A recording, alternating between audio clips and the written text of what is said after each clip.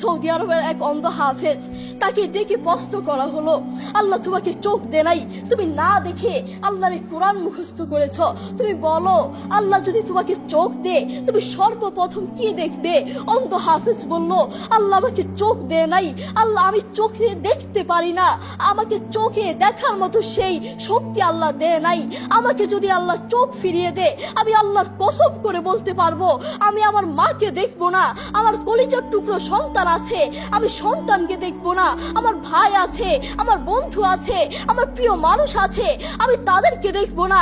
আমি দেখবো যেই কোরআন আমি না দেখে মুখস্থ করেছি সেই কোরআন দেখবো, সেই কোরআনের আয়াতগুলো কত সুন্দর তার দিকে তাকাবো। আল্লাহু আকবার।